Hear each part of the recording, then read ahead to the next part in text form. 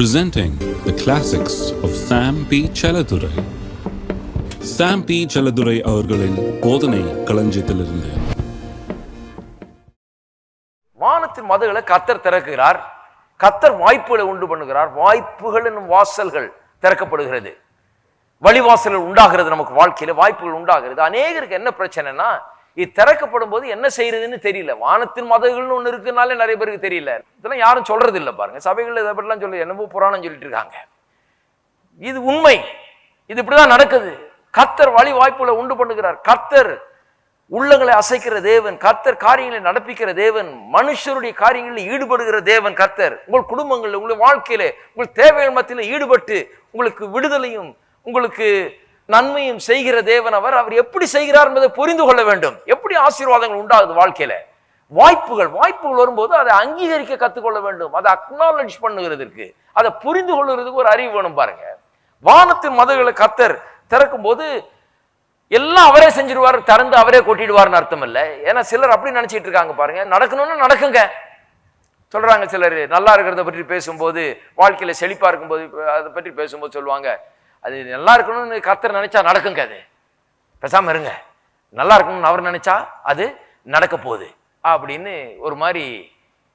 நம்ம ஒண்ணுமே செய்ய வேண்டியதில்லை. நாம பெருக வேண்டும், நாம் ஆசீர்வாதமா இருக்க வேணும், நம்முடைய பிரச்சனை தீர வேண்டும், நமக்கு நிறைய இருக்க வேணும் என்று கர்த்தர் நினைச்சா அது நடந்துடும். நான் சொல்லுகிறேன், கர்த்தர் நினைச்சிட்டாரு. அநேகருடைய வாழ்க்கையில இன்னும் அது நடக்கவில்லை. இருக்கீங்களா? நீங்க ஏதாவது சொன்னீங்கன்னா அவங்க என்ன சொல்லுவாங்க, கர்த்தருடைய சாவரன்டியை பற்றி பேசுவாங்க. அவர் சர்வ வல்லவர், அவர் நினைச்சது அவர் செய்கிறார், நம்ம என்ன செய்ய முடியும், நம்ம கையில ஒண்ணுமே இல்லை. இதெல்லாம் கிறிஸ்தவங்க பேசுற பேச்சு கிடையாது. இது மற்ற மதத்தில் உள்ள ஆட்கள் பேசலாம் வேண்டாம். அவங்க நம்ம கையில ஒண்ணும் இல்லை, எல்லாம் ஆண்டவன் கையில இருக்குது. கர்த்தர் சொல்றாரு, என் கையில இருக்கிறதெல்லாம் நான் கரெக்டா செய்யறேன், உன் கையில இருக்கிறது நீ கரெக்டா செய். ஒன்ன செய்யற காரியங்களை செய்ய சொல்லியிருக்கேன், நான் சில காரியங்களை செய்யறேன்னு சொல்லியிருக்கேன். நீ என்னோடு ஒத்துழைத்தால் உனக்கு ஆசீர்வாதம் உண்டாக போகிறது. நீ எனக்கு இணங்கி நான் சொல்றதை செஞ்சா உன்னுடைய வாழ்க்கையில சில காரியங்கள் உண்டாக போகிறது. நான் வானத்தை திறந்து என்ன பிரயோஜனம்? உனக்கு அதை பார்க்கக்கூடிய அறிவு இல்லைனா, அதை தெரிந்து கொள்ள புரிந்து கொள்ளக்கூடிய அறிவு இல்லைனா, அதை உணர்ந்து கொள்ளக்கூடிய ஒரு ஞானம் இல்லைன்னா நான் என்ன பண்ணுகிறது? வானத்தின் மதகுனே ஒண்ணு இருக்குன்னு தெரியாம பாட்டுக்கு வாழ்க்கையில இப்படியே புலம்பிக்கிட்டு தெரிஞ்சு ஏதோ கர்த்தர் நினைச்சா நடக்கும்னு நினைச்சிட்டு இருந்தா என்ன பண்ண? நான் திறக்கிறேன், வழி வாய்ப்புகளை உண்டு பண்ணுகிறேன், வாசல்களை உண்டு பண்ணுகிறேன். அநேகர் கர்த்தர் தங்களுடைய வாழ்க்கையில திறக்கிற வாசல்களை உண்டு பண்ணுகிற வாசல்களை இழந்து போகிறார்கள். கர்த்தர் வாசலை திறந்தாதான் ஆசீர்வாதம் பாருங்க. நான் மறுபடியும் சொல்லுகிறேன், நாம் நன்றாய் இருப்பது, நமக்கு பொருளாதார ஆசீர்வாதம் பெருகுவது, நம்முடைய வாழ்க்கையில ஆசீர்வாதமா இருப்பது என்று ஏதோ நம்ம போய் அப்படியே போட்டு மாடா உழைச்சி ஓடா தேய்றதுனால அல்ல, போய் ரத்த வேர்வை சிந்தி அப்படியே போட்டு நம்ம நொறுக்கி ஒடுக்கி நம்ம சம்பாதிக்கிறது அல்ல. நாம் ஒருவேளை கஷ்டப்பட்டு வேலை செய்யலாம், தப்பே கிடையாது. வேர்வை சிந்துறதுல ஒன்றும் தப்பு கிடையாது. ஆனால் கர்த்தருடைய ஆசீர்வாதம் தான் ஐஸ்வர்யத்தை கொண்டு வருகிறது. நான் ஊழியத்துல கூட அதை உணர்ந்திருக்கிறேன் பாருங்க. ஊழியங்கிறது கூட ஏதோ நம்முடைய மாம்சீகமான முயற்சி அல்ல. ஊழியத்துல வெற்றி பெறுவது என்பது ஏதோ மாம்ச முயற்சி இல்லை. ஏதோ நான் போனேன், நான் போஸ்டர் அடித்தேன், நான் போட்டேன், நான் ஸ்டேஜ் போட்டேன், நான் கத்துனாக்க நான் பிரபல பிரசங்கியார் மாதிரி என்ன அட்வர்டைஸ் பண்ணிக்கிட்டு நான் இப்படியே முன்னுக்கு வந்துருவேனாக்கா. அப்படி இல்லை. சில பிரசங்கியாருங்க அப்படி நினைக்கிறாங்கன்னு நினைக்கிறேன். சில நேரத்தில் அப்படி நினைக்க தோணுது எனக்கு. அப்படி நினைக்கிறாங்களோன்னு இப்படி வந்துடலான்னு. அப்படியெல்லாம் முன்னுக்கு வர முடியாது. அப்படி ஊழியம் செழிக்க போறது இல்லை. அப்படி ஊழியம் வாய்க்க போகிறது இல்லை. ஊழியம் வாய்க்கிறதுனா கர்த்தர் இந்த ஊழியம் வாய்க்கும்படியாக, இந்த ஊழியம் பெருகும்படியாக, இந்த ஊழியம் செழிப்படையும்படியாக, இந்த ஊழியம் செழிக்கும்படியாக, வாய்க்கும்படியாக வானத்தின் மதகுகளை திறக்கிறார், வாய்ப்புகளை உண்டு பண்ணுகிறார், வாசல்களை திறக்கிறார். எத்தனை முறை வாசல்களை கர்த்தர் திறந்திருக்கிறார். அற்புதமான வாசல்கள். நான் எண்ணி பார்க்க முடியாத அளவுக்கு, கற்பனை செய்து பார்க்க முடியாத அளவுக்கு வாசல்களை திறந்திருக்கிறார். கர்த்தர் கிருபையா என்ன அந்த வாசல்ல நடத்தியிருக்கார். அந்த நேரத்தில் எனக்கு அவ்வளவு அறிவு கூட கிடையாது. இந்த அளவுக்கு இப்போ சொல்ற மாதிரி இவ்வளவு சொல்லவும் தெரியாது, இதை புரிந்து கொள்ளவும் இல்லை. ஆனால் இன்னைக்கு நான் பின்னோக்கி பார்க்கிறேன், பின்னால திரும்பி பார்க்கிறேன் என்ன நடந்ததுன்னு. கர்த்தருக்கு நான் நன்றி செலுத்துகிறேன். ஏனென்றால் அந்த வாசல் திறக்கப்பட்ட போது, அந்த வானத்தின் மதகுகள் திறக்கப்படும் போது எப்படியோ கர்த்தருடைய கிருபையில அவரோட அப்படியே ஒட்டிக்கிட்டே இருந்ததுனால கரெக்டா அப்படியே நுழைஞ்சிட்டேன் நான் அந்த வாசல்ல. கரெக்டா சில காரியங்களை செய்யும் போது ஆசீர்வாதங்கள் வாழ்க்கையில உண்டாகிறது. ஆகையால் நல்லா கத்துக்கணும். இது போக போக எப்பவுமே அப்படி எனக்கு பேத மாதிரி இருக்கக்கூடாது. ஒருவேளை அன்னைக்கு பேத மாதிரி இருக்கலாம், இன்னைக்கு கொஞ்சம் அறிவா இருக்க வேண்டும். கேட்கும் போது இதை புரிந்து கொள்ள வேண்டும், தெரிந்து கொள்ள வேண்டும். நான் காண்பிக்கிறேன் பாருங்க, திருப்புங்க கொலோசையர் ஊழியத்தை பற்றி காண்பிக்கிறேன் எப்படின்னு. ஏன்னா ஊழியத்துக்கு என்ன நடக்குதோ அதுதான் உங்களுடைய தனிப்பட்ட வாழ்க்கையில் நடக்கிறது. ஊழியத்து உதாரணத்தை இங்க காண்பிக்கிறேன். கொலோசையர் 4 அதிகாரம் 2 இடைவிடாமல் ஜெபம் பண்ணுங்கள், ஸ்தோத்திரத்துடனே ஜெபத்திலே விழித்திருங்கள். எதுக்கு ஜெபம் பண்ண சொல்லுகிறார்? எதுக்கு ஸ்தோத்திரத்துடனே ஜெபத்தில் விழித்திருங்க, இடைவிடாமல் ஜெபம் பண்ணுங்கன்றாரு.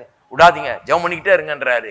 அநேகம் பேருக்கு பாருங்க ஜெபத்தினுடைய காரியங்கள்லாம் சில நேரத்தில் புரியுறது இல்லை.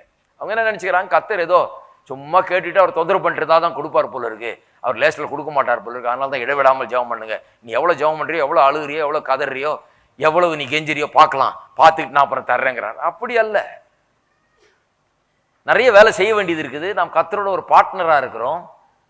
ஆகவே அவருடைய சித்தம் இந்த பூமியில நிறைவேறும்படியாக இடைவிடாமல் ஜெபம் பண்ணி அந்த சித்தம் நிறைவேறுகிற வரைக்கும் நாம ஓயக்கூடாது. அந்த நிறைவேறுதலை நாம் காண வேண்டும். நம்முடைய வாழ்க்கையில, நம்முடைய சபையில, நம்முடைய பிசினஸ்ல, நம்முடைய எல்லா காரியங்களிலையும் அப்படி நாம் காண வேண்டும்.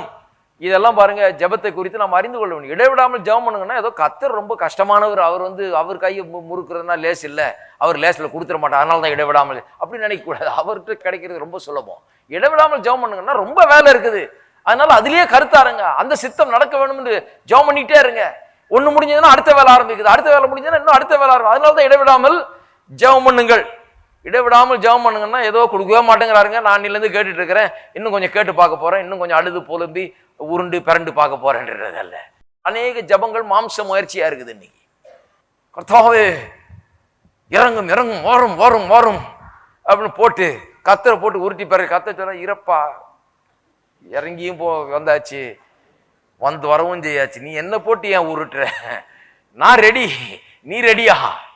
உனக்கு என்னுடைய சித்தம் விளங்குதா, புரியுதா, நம்ம செய்யலாம், நான் ரெடி, நீ அதுல கருத்தா இருக்கியா, நீ அதுல கவனமா இருக்கியா, நீ அதை செய்ய ஆயத்தமா, நீ என்ன நம்புறியா, நீ என் கூட வர்றியா, நான் காண்பிக்கிறபடி நீ செய்தியான்னு கர்த்தர் சொல்றாரு. அதனாலதான் சொல்றாரு இடைவிடாமல் ஜெபம் பண்ணுங்கள், ஸ்தோத்திரத்துடன் ஜெபத்தில் விழித்திருங்கள். ஏன்னு சொல்லி அடுத்த வசனம் பாருங்க. கிறிஸ்துவனுடைய ரகசியத்தின் நிமித்தம் கட்டப்பட்டிருக்கிற நான் அந்த ரகசியத்தை குறித்து பேச வேண்டிய பிரகாரமாய் பேசி அதை வெளிப்படுத்துவதற்கு திருவசனம் செல்லும்படியான வாசலை தேவன், நல்ல கவனிங்க, திருவசனம் செல்லும்படியான வாசலை தேவன் திறந்தருளும்படி எங்களுக்காகவும் வேண்டிக் கொள்ளுங்கள். என்ன சொல்றாரு? நல்ல காலம் இவர் மற்றவங்கள மாதிரி இருந்தது இல்ல, கர்த்தர் திறக்கிறாருன்னு திறப்பாருங்க, நம்ம கையில என்ன இருக்குன்னு சொல்ல. கர்த்தர் வானத்தின் மதகுகளை திறக்கிறேன்றாரு. ஆனா கர்த்தர் சொல்றாரு நீ ஜபமும் பண்ணு. எதுக்கு ஜபம் பண்ண? அதனால சொல்றாரு பாருங்க, கேளுங்கள் கொடுக்கப்படும், தட்டுங்கள் திறக்கப்படும். நான் திறக்கிறேன்ப்பா, நீ தட்டு, ஆனா தட்ட வேண்டியது உன் பொறுப்பு. நீ தட்டாம ஒன்று நடக்க போறல்ல. ஜான் வெஸ்லி எத்தனையோ வருஷத்துக்கு முன்னாலே சொல்லி வச்சுட்டாரு. ஒரு பெரிய தேவ மனுஷன், அவர் உலகத்தையே கலக்கினவர். அவர் சொல்லிட்டாரு, மனுஷன் கேட்காமல் தேவன் எதையும் இந்த பூமியில செய்யறது கிடையாது. ஏன் மனுஷன் கேட்காம தேவன் ஒன்றும் செய்யறது இல்லை? அப்படி என்ன முக்கியத்துவம் மனுஷனுக்கு என்று சொன்னால், வேத வசனம் சொல்லுறது, இந்த பூமி மண்டலத்தை, இந்த பூமியை தேவன் மனுஷனுடைய கையில கொடுத்து விட்டாராம். இங்க என்ன நடக்க போறதுன்ற தீர்மானிக்கிறது நீங்களும் நானும் தான்.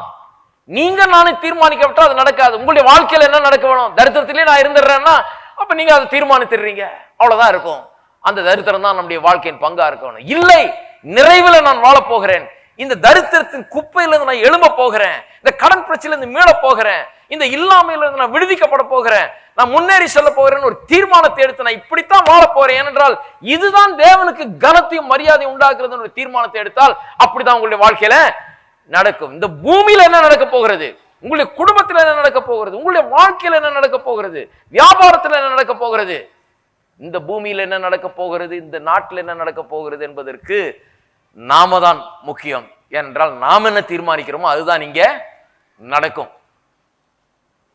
அங்க ஒண்ணும் குழப்பம் இல்லை. பரலோகத்துல ஒரே ஒரு சித்தம் தான் இருக்குது, அவருடைய சித்தம் செய்யப்படுகிறது. கர்த்தருடைய சித்தம் பரலோகத்துல பூரணமாய் செய்யப்படுறது. இங்க எத்தனை பேர் இருக்கோமோ அத்தனை சித்தம் இருக்குது. இங்க அதான் பிரச்சனை. இப்போ இங்க அவருடைய சித்தம் செய்யப்பட வேண்டும், இங்க அவருடைய நோக்கங்கள் நிறைவேற்றப்பட வேண்டும். அதுக்கு மனுஷன் கர்த்தருடைய சித்தத்தை அறிந்து கொள்ள வேண்டும், தன்னை கர்த்தருடைய சித்தத்துக்கு என்று அர்ப்பணிக்க வேண்டும், அப்படி வாழ வேண்டும் என்று தெரிந்து கொள்ள வேண்டும், அதற்காக ஜெபிக்க வேண்டும், அதற்காக கேட்டு பெற்றுக்கொள்ள வேண்டும், அதற்காக தட்ட வேண்டும், அவனுக்கு அப்பொழுது திறக்கப்படும். இருக்கீங்களா? கர்த்தர் சொல்ற, நான் வானத்தின் மதகுகளை திறக்கிறதுக்கு ரெடி.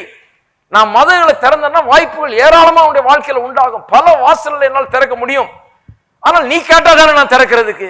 பாத்தீங்களா? எல்லாம் சொல்லுங்க, தட்டுங்கள் அப்பொழுது திறக்கப்படும். சிலர் சொல்றத பார்த்தா நம்ம தட்டவும் வேணாம், கேட்கவும் வேணாம், ஒன்னும் பிடிக்கவும் வேணாம், நடக்கிறதுனா நடக்குங்க, அதெல்லாம் ஆண்டவர் கையில இருக்கு, நடக்க அப்படி சொல்லல அவர். கேளுங்கள் அப்பொழுது உங்களுக்கு, உனக்கு என்ன வேணும்? வியாதியஸ்தனை பார்த்து கேட்கிறாரு, உனக்கு என்ன, நான் உனக்கு என்ன செய்ய வேணும்? ஆனா வியாதியா இருக்கானே, பார்த்தா தெரியல, நடக்க முடியலையே, அவனுக்கு பார்த்து என்ன வேணும்னு கேட்டார். குருடனை பார்த்து கேட்கிறார், நான் உனக்கு என்ன செய்யணும்? நான் பார்வையை பெற வேணும்னு சொல்றான். அவன் வாயில இருந்து வரட்டும். இல்லைங்க எனக்கு ஒரு 5 ரூபா கொடுங்கன்னா பேசாம 5 ரூபாய் கொடுத்துட்டு தான் போறாரு. பார்வையை நான் பெற வேண்டும். எனக்கு என்ன வேணும், என் வாழ்க்கையில எனக்கு என்ன வேண்டும் என்பதை நான் தெரிந்து கொள்ள வேண்டும். அந்த உரிமையை மனுஷனுக்கு தேவன் கொடுத்திருக்கிறார். இதுதான் பாருங்க மனுஷனுக்கு கொடுக்கப்பட்ட மேன்மை. உங்களுக்கு என்ன வேண்டும்? நான் இப்படியே இருந்துடுறேங்க, போதுங்க, மோட்சம் போனா போதும். சரி போதும், மோட்சம் போனா சந்திப்போம் மோட்சத்துல. இல்ல நான் இங்க நல்லா இருக்க போறேன், சில காரியங்களை சாதிக்க போறேன், கர்த்தருக்கு என்று சில காரியங்களை செய்ய போறேன், கர்த்தருக்கு கனத்தையும் மரியாதையும் உண்டாக்குற விதத்துல வாழ போறேன்னு சொன்னா கர்த்தர் ரெடி, நான் அதுக்கு ரெடி. நீ அப்படிதான் வாழ விரும்புறியா? நீ என்னுடைய நாமத்தை உயர்த்த விரும்புறியா? எனக்காக காரியங்களை செய்ய விரும்புறியா? அப்ப நானும் ரெடியா இருக்கேன். உனக்கு முன்னால் நான் ரெடிப்பா, நீ ரெடியாகுன்ற. இருக்கீங்களா? அப்படி என்னுடைய கரத்துல ஒண்ணு இருக்கு பாருங்க. அதனால தான் சொல்றாரு, இடைவிடாமல் ஜெபம் பண்ணுங்கள், ஜெபத்துல ஸ்தோத்திரத்துல அப்படியே விழித்திருங்கள்ன்றாரு. விட்டுறாதீங்க. ஏனென்று சொன்னால் கவனமா இருங்க. நீங்கள் உங்களுடைய வாழ்க்கையில் என்ன தேவை, இந்த உலகத்தில் என்ன தேவை, சுவிசேஷம் எப்படி பரப்பப்பட வேண்டும் என்பதில் கவனமா இருங்க. ஏனென்றால் நீங்க அதுல கவனமா இருந்தா தான் அது நடக்க போறது. சுவிசேஷம் பரம்பணுன்றது கர்த்தருடைய சித்தம் தாங்க, அதுல சந்தேகமே கிடையாது. ஆனா அது எப்ப பரம்ப போகுது? நான் அதை தீர்மானித்து நான் அதை கையில் எடுக்கணும். நான் சில காரியங்களை செய்ய வேண்டியதா இருக்கிறது. நான் தட்ட வேண்டும், அப்பொழுது வாசல் திறக்கப்படுகிறது. திருவசனம் சொல்லும்படியான வாசலை தேவன் திறந்தருளும்படி. நான் சொல்றேன், எத்தனை முறை திருவசனத்தை சொல்லும்படியா கர்த்தர் எனக்கு வாசலை திறந்திருக்கிறார். ஊழிய வாசல்கள் திறக்கப்பட்டிருக்கிறது. நான் ஊழியக்காரன்றதுனால அந்த பெர்ஸ்பெக்டிவ்ல இருந்து பேசுறேன். பிசினஸ்லயும் அப்படிதான், எல்லாவற்றிலையும் அப்படிதான். நீங்க வெற்றிகரமான பிசினஸ் மேனை பார்த்து கேளுங்க, அவன் சொல்லுவான், ஆமா எனக்கு வாசலில் கர்த்தர் திறந்தார், சில வாய்ப்புகளை உண்டாக்குறார், சில அற்புதங்களை எனக்கு செய்தார், சில ஒத்தாசைகள் எனக்கு உண்டானது, அனுகூலங்கள் எனக்கு வந்து கிடைத்தது கர்த்தருடைய தயவினாலே. எனக்கு கர்த்தர் ஏதோ நான் போனேன், நான் முயற்சி எடுத்தேன், நான் போட்டு வெட்டி முறிச்சனாக்கும், நான் தலைகீழ நின்று இப்படி சாதிச்சனாக்கும் அப்படின்னு சொல்றேன். முட்டாள். அப்படியல்ல காரியங்கள் செய்யப்படுகிறது. கர்த்தருடைய தயவு, கர்த்தருடைய கிருபை, அவருடைய காருண்யத்தினாலே காரியங்கள் நம்முடைய வாழ்க்கையில நடக்கிறது. அதனாலதான் ஜெபம், அதனாலதான் வேண்டிக் கொள்ளுகிறோம், அதனாலதான் தட்டுகிறோம். இருக்கீங்களா?